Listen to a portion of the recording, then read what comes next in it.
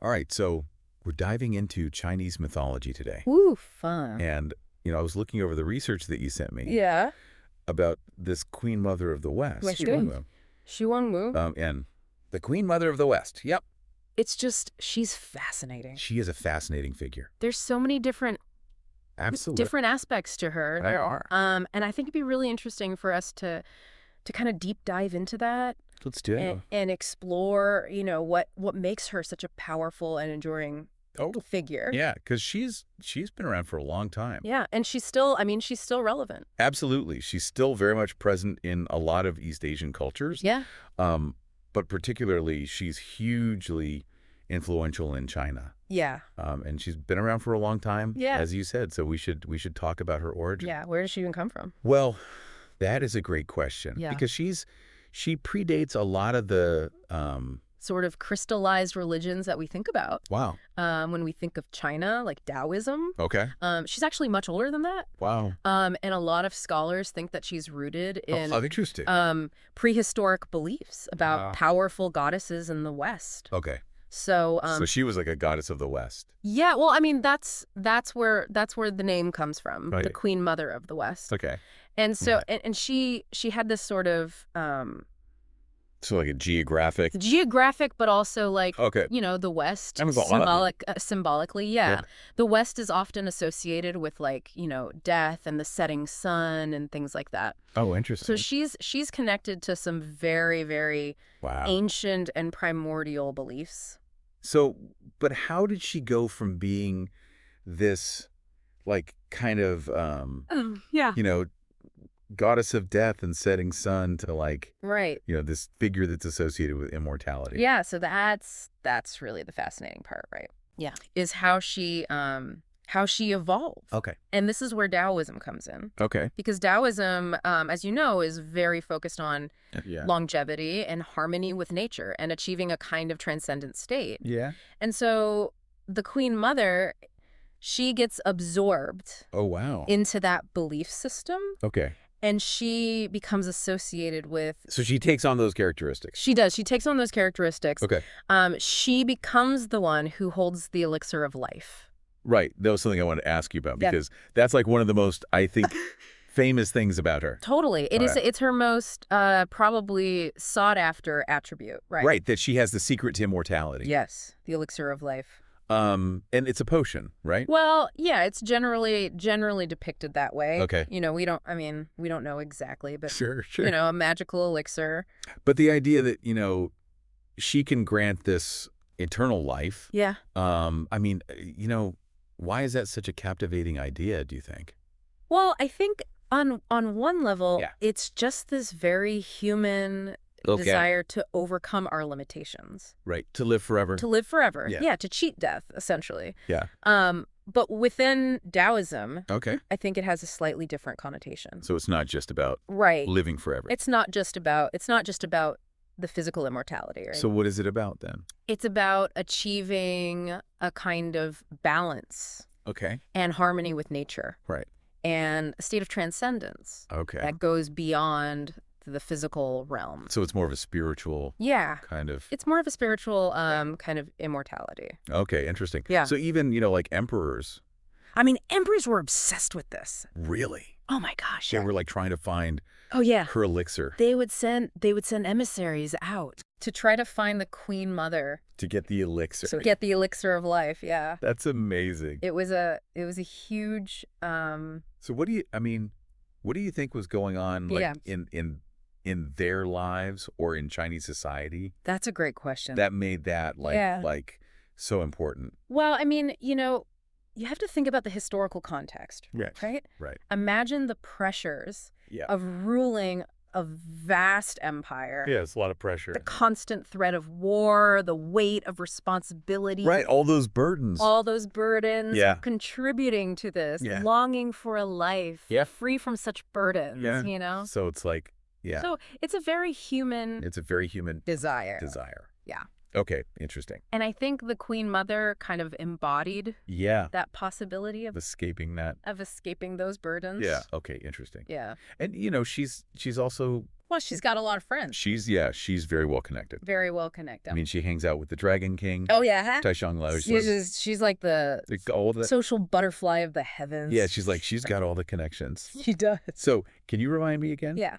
Who is the Dragon King? The Dragon King is a very powerful water deity. Okay. He's associated with rain, rivers, the seas. Okay. He controls the life-giving waters, Yeah. essential for agriculture and prosperity. Yeah, yeah. So he's a very important figure. So very powerful. Very powerful, yeah. Okay. And Taishang Laojin Yeah. is one of the most revered figures in Taoism. Okay. He's often considered the embodiment of wisdom Right. and the source of the Tao itself. Wow. So he's like, So he's a big deal. he's a big deal. Okay. Yeah. So she's really at the center of things. She is. She's really at the center. She's not just powerful. Yeah. She's Influential. influential and wise. Yeah, she's got it all. Yeah, and she holds these like gatherings She does. She hosts these amazing banquets right on Kunlun Mountain. on Kunlun Mountain. Yeah. I was curious about that too, Yeah. because Kunlun is like, Kunlun is awesome. it's It's amazing. this mythical place. It is a mythical place. Right. But it's also, it's also associated with Yeah. real world Like mountain ranges. mountains, yeah. Yeah. So it's kind of both, right? It's Yeah. this mythical. So it's like a real place and a mythical place. Yeah, it's a real place and a mythical place at the same time. And is it kind of like a It's like a meeting point. meeting point? Yeah, for heaven and earth. Oh wow. Yeah, it's like a cosmic axis. Okay. It's like this place where the divine and the mundane Right. come together. So it's not just like It's not just a mountain range. it's not just a place. Yeah. It's like It's a bridge. a bridge. Yeah. Okay, cool. To the other realms. So she has these gatherings at Yeah. Kunlun. She does. She hosts these banquets. Like what's going on It's like a at those banquets? it's like a who's who of the heavens. Really? Yeah, all the immortals are there. Yeah. All the deities. They're just like They're hanging out, hanging out, having a good time. eating Yeah. peaches of immortality. The beaches of immortality. It's a big deal. Wow. So it's like It's a party. it's a party, but it's also like Yeah, it's a party, but it's also like they're like learning things.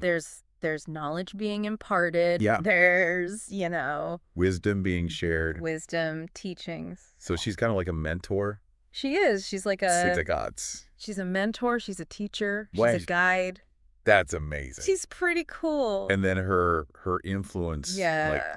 goes beyond It does. the mythical realm. Absolutely. Right. She's hugely influential in Chinese culture. Yeah. I mean, art, literature, Still today. even today, Yeah. you see her image everywhere. Yeah.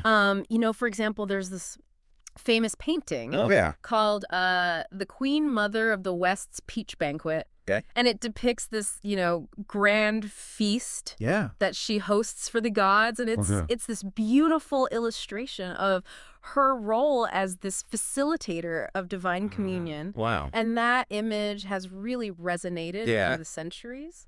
And it makes me think Yeah. like all these myths Yeah. and stories. Yeah. It's like They reflect our deepest longings. they do, yeah. Yeah. And so the fact that she's Yeah. so enduring Yeah. and so captivating, Yeah. like what do you think that tells us? What does that tell us about ourselves? Ourselves. Yeah, I think it speaks to Yeah. our fascination with transcending limitations. Okay. With tapping into sources Yeah. of wisdom Yeah. and power Yeah. that are beyond our Beyond us. earthly realm. Yeah. It's a search for something greater, something more profound Right. Something more. than our everyday experience. Yeah. Yeah. Totally. Yeah. Well, this has been fascinating. This has been really fun. I feel like we, We've journeyed we journeyed through through ancient China, ancient China. Yeah. scaled the mythical heights of Kunlun. Yeah.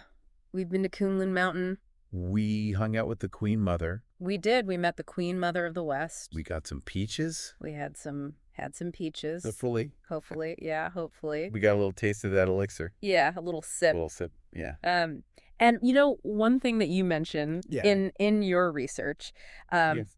was that the Queen Mother, She can grant wishes. Grants wishes. Yeah. She can, yeah. So If you could sit down with her. at one of her banquets. Yeah. On Kunlun Mountain. Yeah. What wish would you ask for? What would I, Yeah. What would I ask the Queen Mother for? Yeah. I mean, I don't know. That's a really good question. That's a tough one, right? Yeah. I guess. What desire or longing would you bring before this ancient and powerful figure? I think I would just ask her. Yeah. For wisdom. For wisdom. Oh. Yeah. I mean. That's a good one. She seems to have. She does. She's got a lot of wisdom. And she's, she knows all these other wise beings. She's connected. Yeah. She knows where to go. Yeah. So maybe she could. Yeah. Give you some. Maybe she could give you some pointers. Yeah. Some pointers. Yeah. Yeah. That's what I would ask for. I like it. Yeah. I think that's a good one. Yeah. Well, everyone listening, yes. What would you ask the Queen Mother for? Yeah. What would your wish be? Let's keep this deep dive going. Let's keep it going. In our own minds. Yeah. Yeah. Awesome. Oh, thanks.